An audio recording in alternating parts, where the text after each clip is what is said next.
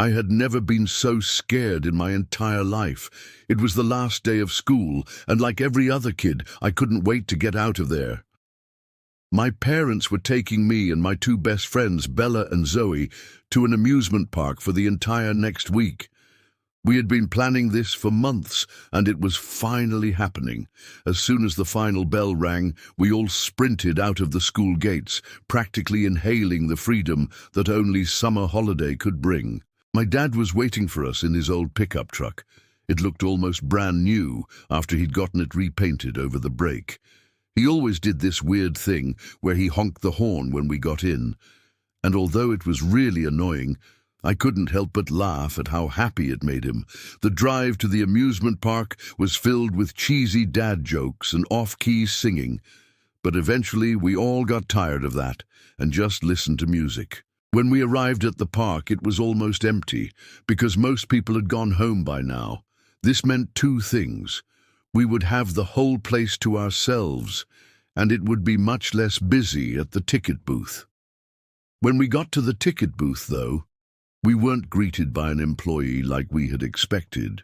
Instead, we saw a sign saying, "Out of order," and right next to it, a stack of tickets for half price. Dad must have felt sorry for us because he told us to go ahead and take as many as we needed. We walked through the gates and into the park. The rides weren't moving, the arcade games were silent, and the restaurants were boarded up. Although it was hot cockle summer, none of the food stalls had opened either. This was kind of creepy, but we didn't think much of it. The first ride we went on was the Ferris wheel. It wasn't very fun, but it was nice being able to see the whole park from above. There were barely any lights, so it was impossible to make out the details. But what we did notice were the shadows. The shadows from the rides were stretching across the pathway, and they seemed to be moving. We couldn't tell if it was our imagination or not, but they definitely weren't supposed to be moving. We got off the Ferris wheel and walked toward the roller coasters. It was then we noticed something weird. All of the roller coasters were facing the wrong way. We didn't think much of it and just decided to head to the exit. But when we turned around, we realized that we couldn't remember how we got there. We walked past the ticket booth again, except now it was closed and the sign was gone. I started to panic a little. How did we miss the one exit? Wasn't this supposed to be a small park? Suddenly, Bella grabbed my hand. She wouldn't let go no matter how much I struggled. Her eyes were wide with fear. "We need to find another way out," she said, her voice trembling. "This isn't right." We started running. The park was so much bigger than we remembered, and the further we went, the darker it got.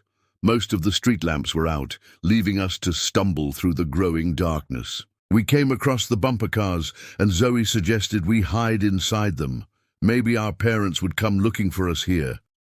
As we hid, I tried to call my mom, but there was no signal. I had a sudden urge to run away from the park, but Bella and Zoe wanted to stay put. Just then, we heard some footsteps. They sounded like they were coming right for us. We huddled together and waited. The footsteps stopped right outside the bumper car area. Then we heard a man's voice. "Hey, you kids lost?" He sounded kind, so we decided to reply. "Yes, sir. We can't find the exit," I called back. There was a long pause before the man spoke again. His tone had changed, and it was much colder this time. "Well, that's your fault for not listening to your parents. You should have stayed close to them. Now I'm gonna have to punish you." We started screaming, and the man started laughing. "Don't worry, kids. I won't hurt you. I just want to play with you first. Then I'll send you home." Before we could reply, he opened the door to the bumper cars and started walking in. Bella and Zoe grabbed onto me, and we ran as fast as we could. The man was fast and soon caught up to us. He reached out and grabbed Zoe's wrist. She screamed and pulled away, but he was too strong. I don't know how long we ran for, but eventually the man stopped chasing us. Out of breath, we collapsed under a nearby ride. The man approached us slowly. "Give up, kids," he said, his voice dripping with malice. "You can't escape me." Bella started crying. "Why are you doing this?" she asked. "Because it's fun," the man replied. "And don't you see? You're all alone. Your parents aren't coming back for you." Bella looked like she was about to faint. "Let's just end this quickly," the man said, reaching for her. Suddenly, Zoe bit him on the hand. He screamed and yanked his hand away. "You stupid animal," he snarled. "Now I'm really angry." The man lunged for Zoe, but I threw myself in front of her. The man fell on top of me, and I could feel his hot breath on my neck. "Help me," I whispered to Bella. She nodded and pushed the man off of me. She kicked him in the groin, and he doubled over in pain. Zoe and I got up and ran as fast as we could. The man stumbled after us, but he quickly lost his balance and fell to the ground. He looked at us with a mixture of anger and fear. "Don't ever come back here," he yelled. "Or else." But we didn't listen. We ran and ran until we finally found the exit. When we got out of the park, we didn't stop running. We kept going until we saw the familiar sight of our street. We banged on my front door until my mum opened it. She was, of course, very worried and immediately hugged us. After we had told her everything that had happened, she called my dad, and he rushed home. We all went back to the park to look for the man, but we never found him. The police searched everywhere, but they didn't find anyone. According to them, the park had been empty all day, and there were no signs of a struggle. That night I couldn't sleep. Every time I closed my eyes, I saw the man's face. I was so scared that he would come for me while I was sleeping.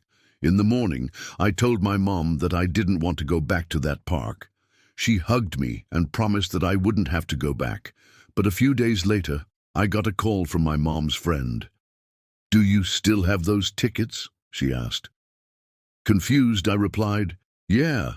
Why do you ask?" "Well, I was thinking maybe we could go to the park today. It'll be fun," she said. I started crying. "No, we can't go back there," I screamed. "That park is dangerous. There's a man who tries to hurt people." My mum's friend must have thought I was joking because she didn't respond. As the weeks passed, I started feeling better. I even began to think that the man might not be there anymore, so when my mum's friend invited us over again, I agreed. The moment we stepped foot in that park, though, I knew I had made a mistake. The man was sitting right there waiting for us.